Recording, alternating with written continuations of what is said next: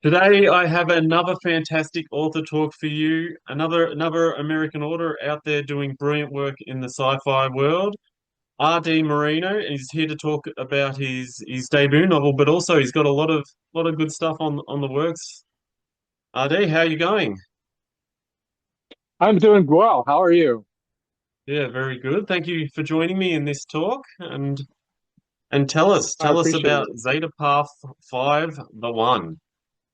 Which were first when I read the Uh, title, I was like, oh, Path 5 is or Zeta 5. Half of the one is like, is this the fifth book? And then I'm like looking you up and trying to find the first four, but no, this is Yeah, the first book in the series. it is. And so the way I present the book is Dune meets Game of Thrones meets Stargate. So when I was first entering high school, I read the first Dune book. And after I read that book, it's like, wow, I would love to write something like that. But but life gets in the way. You discover cars, then you discover girls, and then you have family and work and all the rest of it. So I wasn't really able to actually do any writing until I retired. So I've been writing now for about a little over 3 years, and yeah, so this is the first book in the series right there. Yeah, brilliant.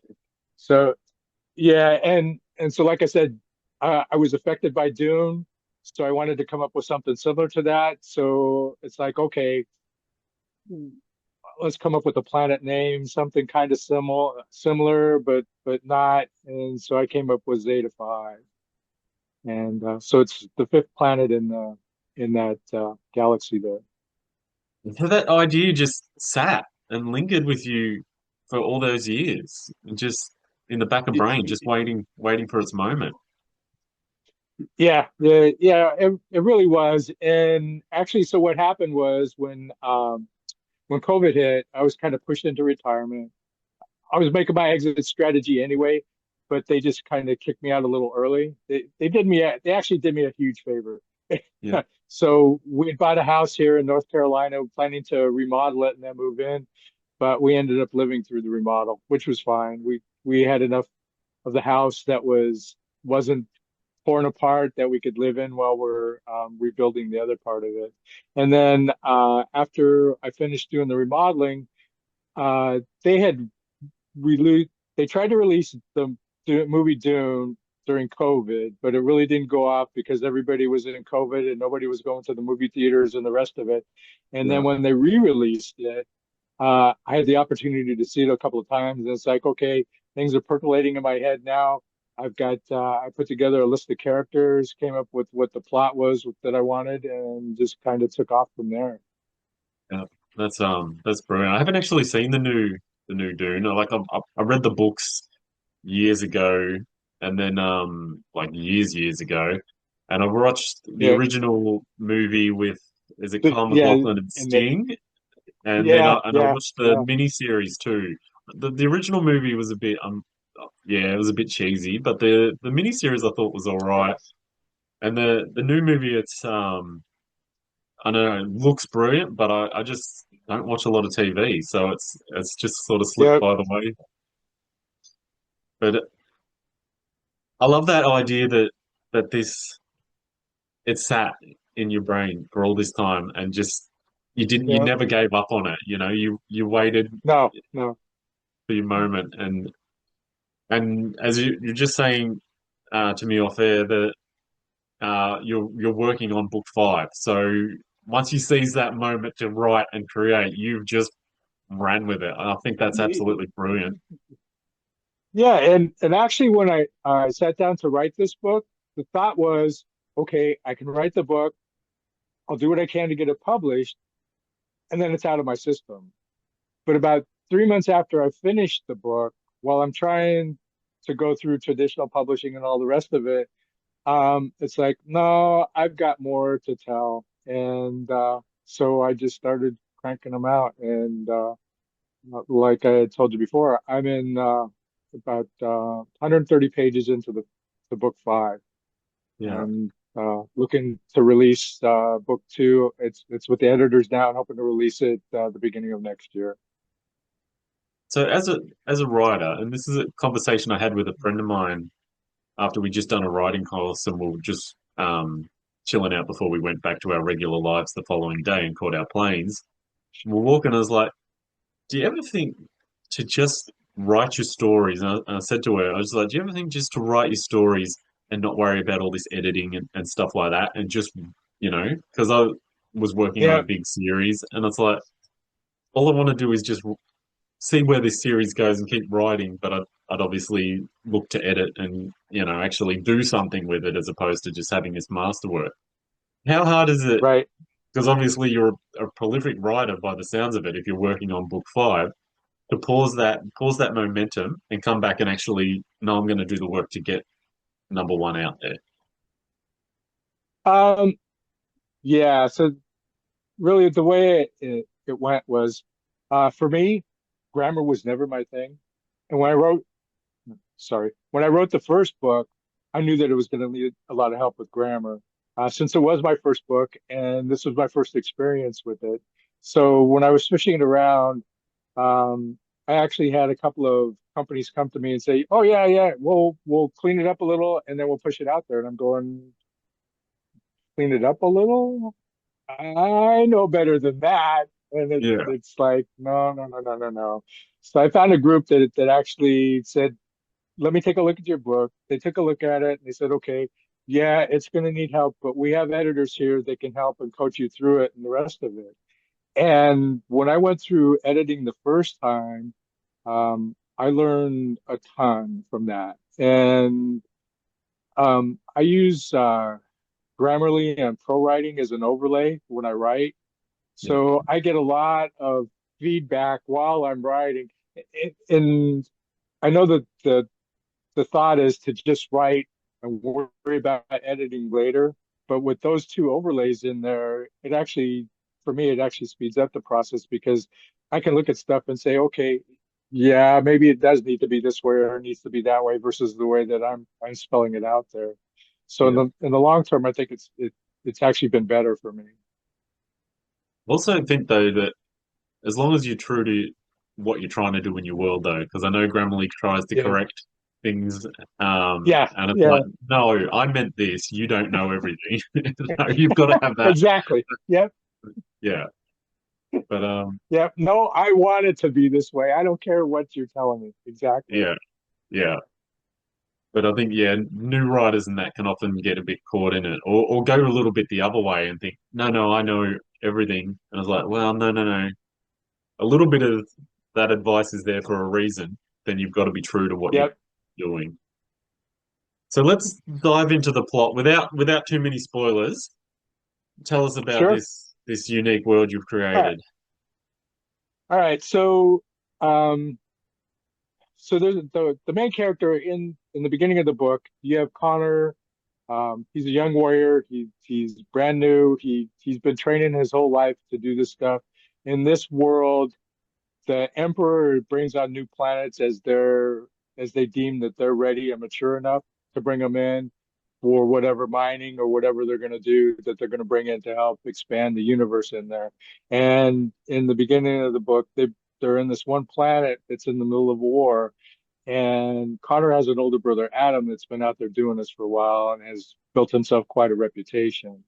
And Adam gets caught behind enemy lines. And so Connor, being his first time, they send him out there to try and rescue his brother. So that's kind of you get to see how Connor is in the beginning, what his brother is like, what they're up to, and what's going on in there. But the main crux of it is the Emperor has a younger brother, Lorenzo. He's uh, he's a gifted scientist, but he's plotting in the background. And what happens is there's a lab explosion that uncovers some of what um, Lorenzo is up to. So his brother Esteban, the emperor, has to try and figure out what's going on before it's too late. And Lorenzo ends up overthrowing um, the empire. So he uses Connor and Adam to help do that because Lorenzo doesn't remember them from the time they were young kids. so he can use them kind of as his spies. And so Adam goes out and he starts searching some of these other planets. He's there the lab where Lorenzo has labs and the rest of it, while Connor visits the mining planet of Zeta 5. And a little bit about Zeta 5 is it's surrounded by asteroids, so there's no clear way into the planet except for the three moons that orbit it. Once every 3 months, the three moons align and on they pull on the gravity field and create an opening within the asteroid field to fly in. So you've got a day and a half to go into Zeta 5, do what you're going to do, and get out. If you're not out within that day and a half, then you're there for 3 months until the moons realign again. So that's Yeah. kind of how that crux goes. But the other snag to it is there's no way to communicate in and out of that planet, even when the alignment is open and you can fly in. So the only way that you get information from that planet is when people fly out to tell you what's going on. So if there's something going on within the planet, if you can't get people out, then you're on your own trying to deal with it. Yeah. That's yeah, what a concept, hey. That's Yeah, yeah, so much potential in that that you could just yeah, absolutely. right. And one thing that Connor uncovers a prophecy that ends up involving him on Zeta 5. So that kind of brings that into it. Yeah. So there's a bit of like I don't know, mysticism and like fantasy elements in a sci-fi novel you've created in a Right. sci-fi world. Yes. Which is kind of Dune. Dune was that. Dune was something that very much crossed between the two. Um, and yeah, so yeah, clearly you're heavily influenced by that.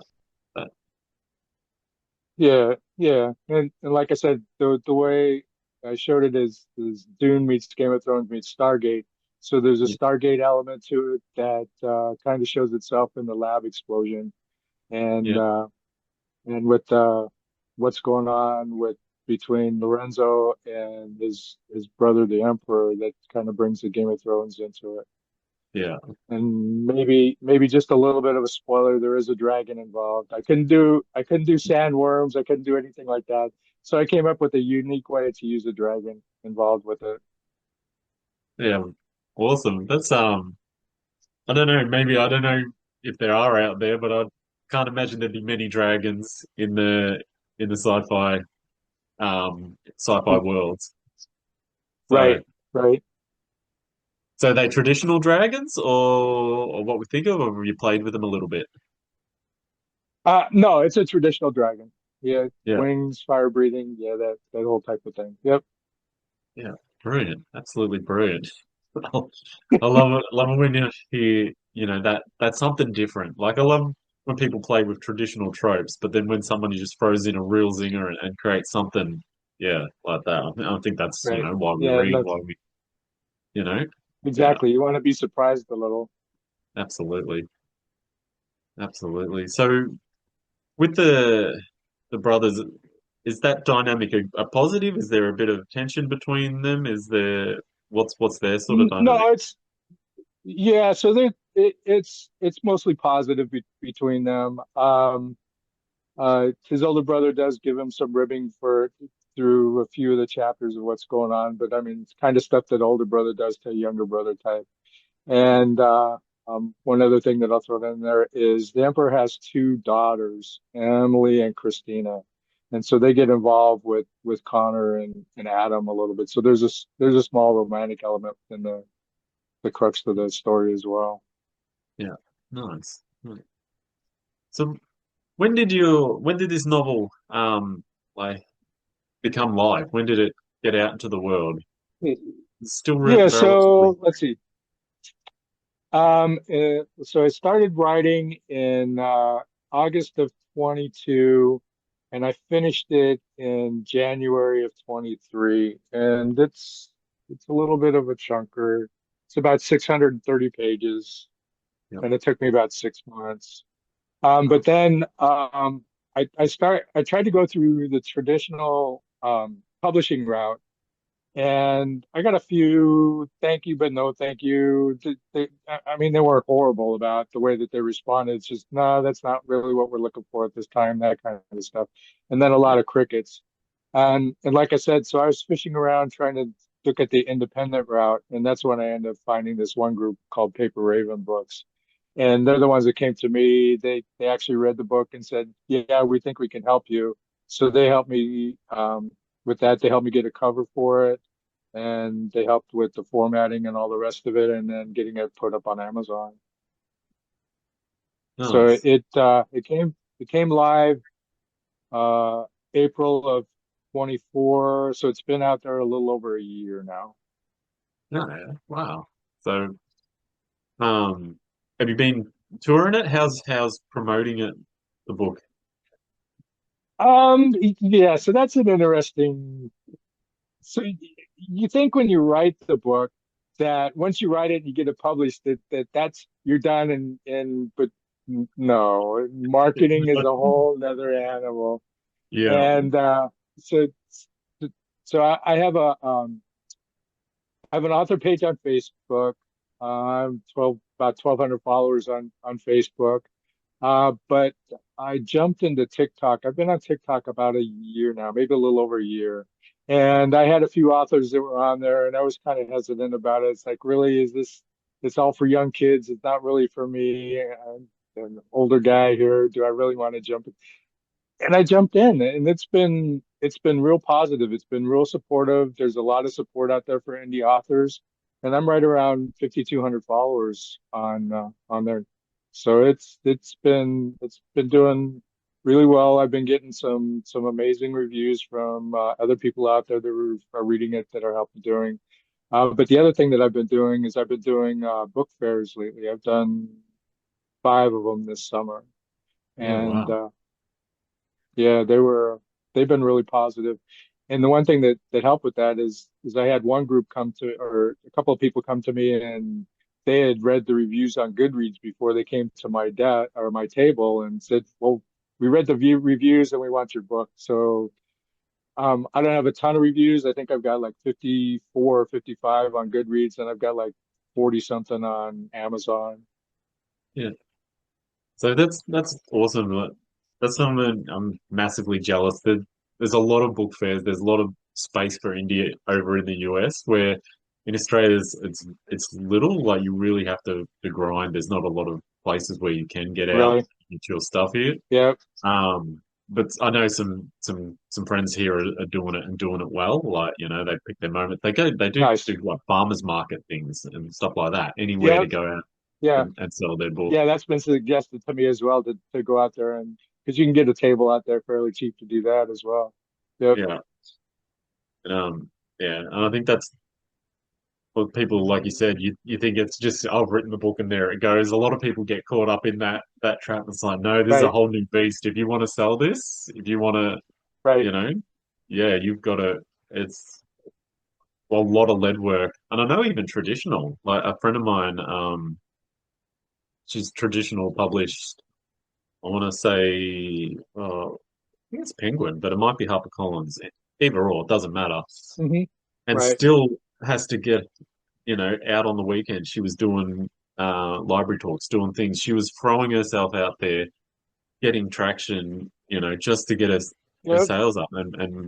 So even if you're traditionally published, it's still a lot of work. You still got to work on it. Yeah. Yeah.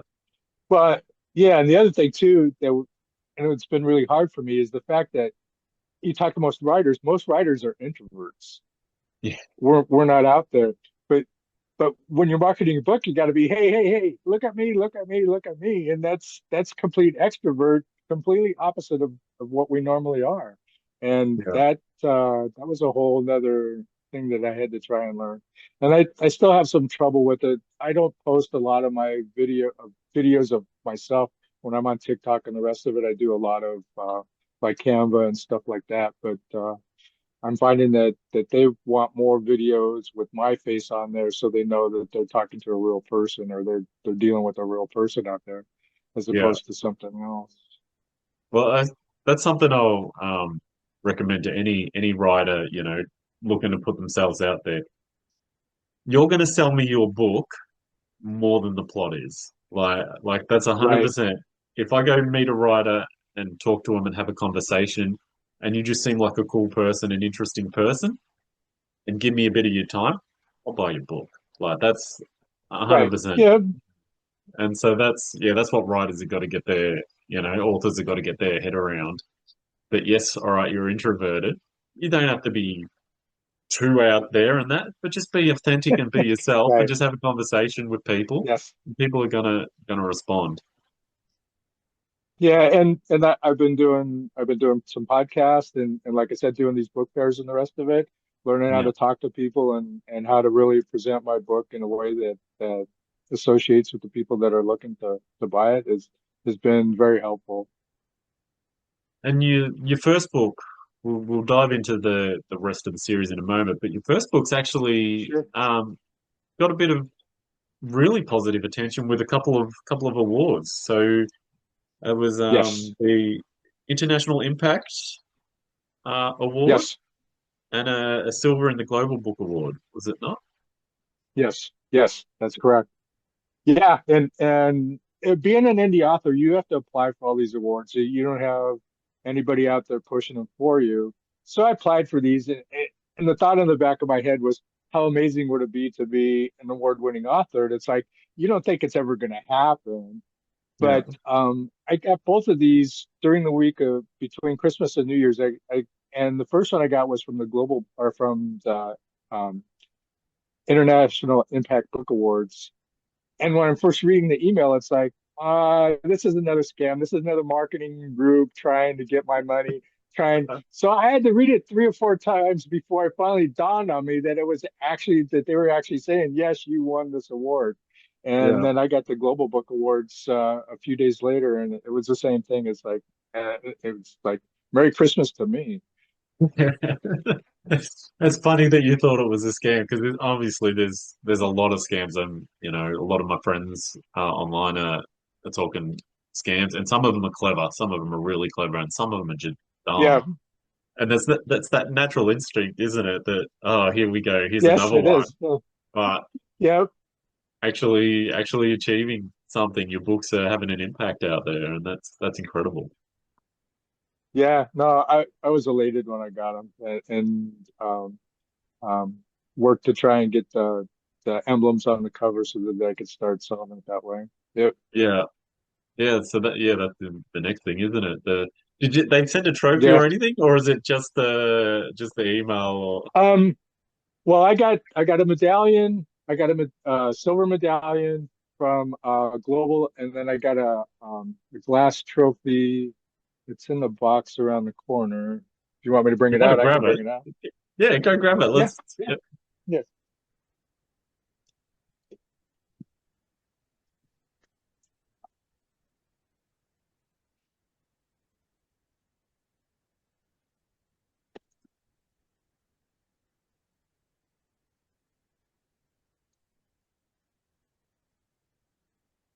yeah, that's amazing. While RD's running to grab his award, how amazing is that? That as indies, you can put yourself out there Right. and be awarded and recognized.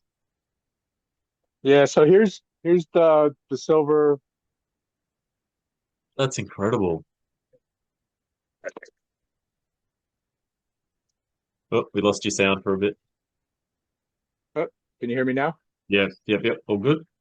Okay. So that's the silver emblem.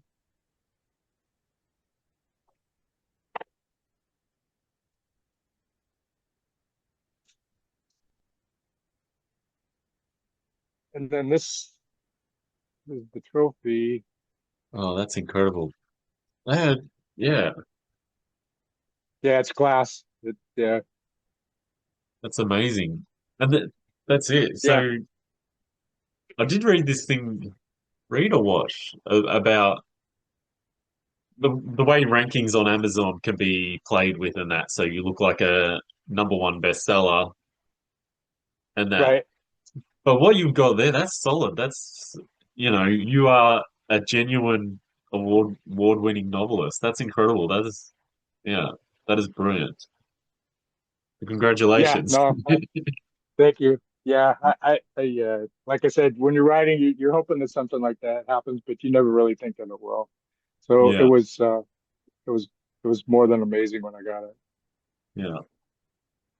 So let's get back into the world. So Yeah. book number two is with the editors. Where does Yes, book number two is with the editors.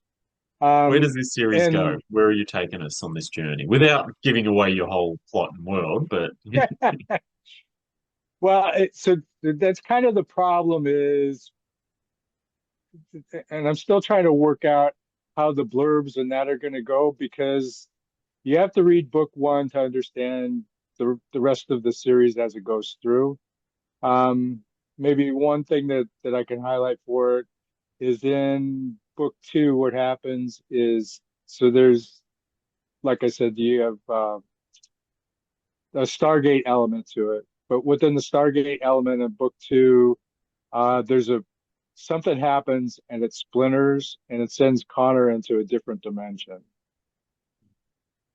so you're really So gonna you, yeah, so you end up a lot of people that you had lost in the first book, you see in the second book in a different universe, and what he encounters and what he has to do or help or whatever has to go through, and it kind of goes that way through that way until the fourth book when there's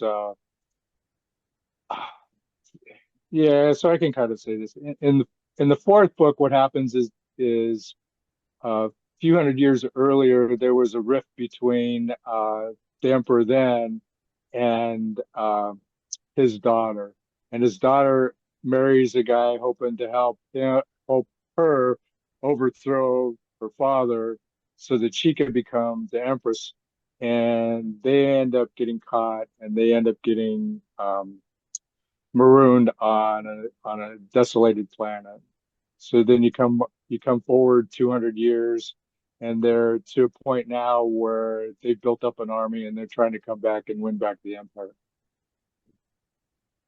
so do you have a ceiling on this series and this world, or are you just seeing where it So goes? Do you yeah, so the thought at this point is book five is really not going to finish up where I need it to. So I'm put together a small frame for book six. I'm trying to work on that, but I'm hoping book six will kind of seal off the series. yeah. I always leave an open door at the end. I mean, same way I'm on this book, I left it, the first book, I left kind of an open door, hinting that there could be more, but it was kind of finished at that point.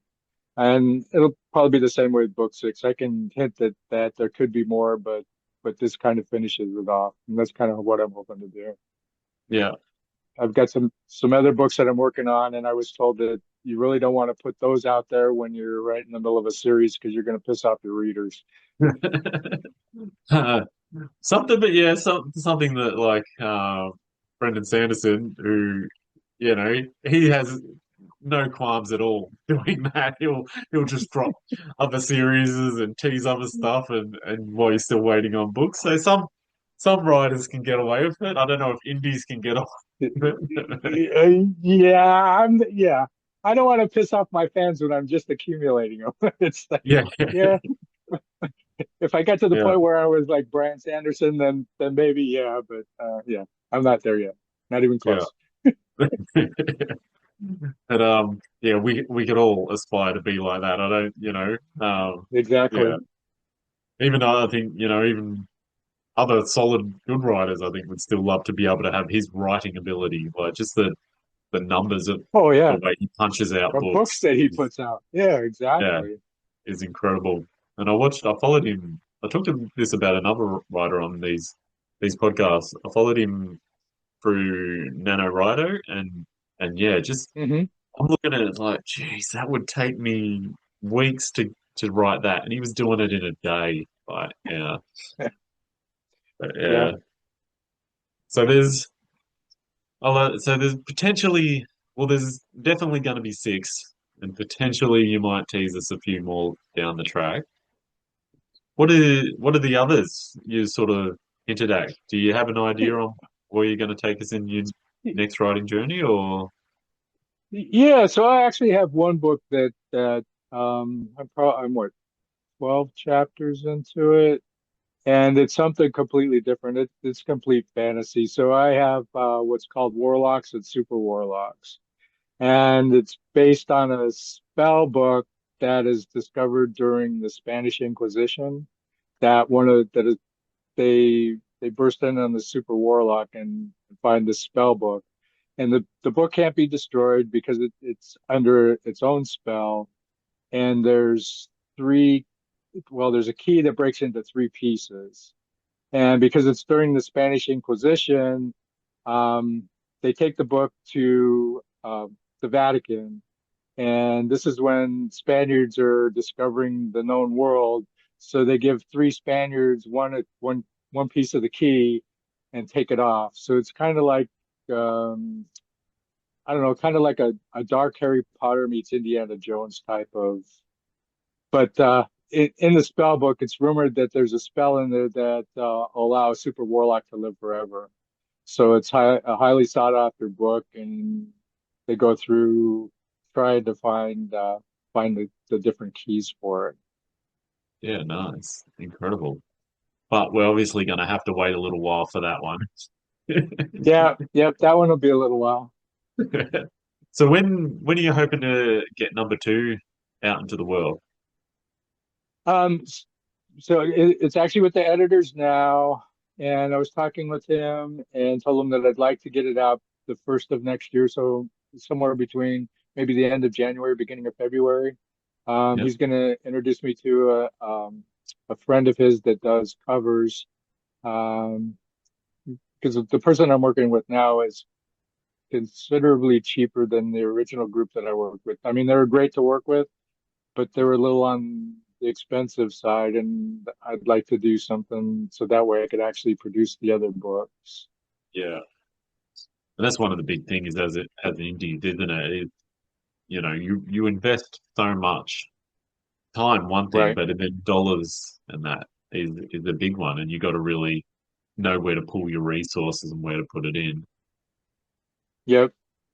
But your cover is amazing. Like the cover of Zeta 5 is it's incredible. Like Yeah. Oh, yeah. We did a book cover contest with a group called 99 Designs, yeah, and so I got 20 different covers, and this one was one of the last ones that came in, and I had to do some tweaks with it. And if you see in there, so I had to, I told them I needed the swords to be red, and I yeah. wanted the girl to have blonde hair because the two girls, Christina and Emily, they kind of look very similar and they have blonde hair, and that's the way I describe them in the book.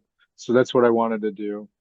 And the swords glow red for a reason, and you'll have to read the book to find out why. Absolutely. That's awesome.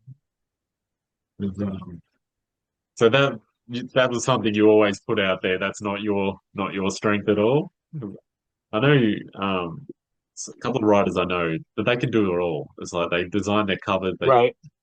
like there's a, not in a negative, but there's such an envious. If you had all that skill set, in one package, like how lucky would you be? That's something I'm Yeah, envious. absolutely. Yeah. Yeah, Yeah, I don't have quite those skills to do that. So I wish I did, but yeah, that would be awesome if I did. But no, I have to rely on others, but I'm sure there's others out there that can help me get what I yeah, need. yeah, absolutely. And then it's you're in the industry supporting other creatives, and that's always a positive thing. I think the more Right. creatives It that are out is. there supporting each other is yeah, absolutely better for us all. It is. Absolutely it is. Yes. So when you write it, you seem like a pretty prolific writer. What's writing for you like? When like sit down, are you a morning person? You're an evening person? How often? What are your sort of word counts without giving away to everything? But Well, so when I wrote the first book, so out here, I'm actually in my garage out here. I built a desk off my workbench, and if you look behind me, this is actually my workbench, and all my tools are back there behind all of the facade back here, yeah, so to speak. Um, And when I wrote my first book, I had a large screen out here with the the regular main computer, and I was pounding that out. Like I said, it took me 6 months to write that book.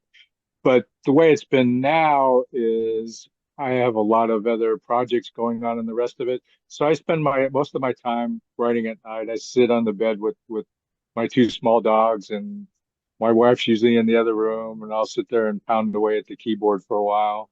But the other thing that I do too is I'm trying to help other indie authors. So I do ARC reads for them and try and help them Yeah. try and discover what they're doing, or do some beta reads for some of them to help them if they have some problems or if they're struggling a little bit. So we try to help each other out that way.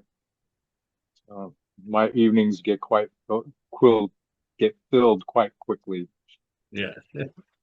But that's I think the joy of being retired, doing it as retired, as opposed to I Yep. remember writing my first manuscript and doing it at stages with a baby under my arm, or Oh, geez. as Yeah. they grew, I learned Yep. to do it in, when they were in bed. It's like, all right, worked my 8 hours, home with kids in bed, and then I could just write, and, Right. Yep. but I could write tired. Editing tired, which is the stage I'm now at, is not fun. It is not easy to edit tired. Oh, no. Writing No, tired, I'm you don't sure. need, Yeah. yeah, No. Yeah, editing, you got to try and be more focused and hope that you're not missing anything. And if you're tired, then sometimes you'll miss a few things, and you got to go back and do it again. Yeah, that's painful. yeah.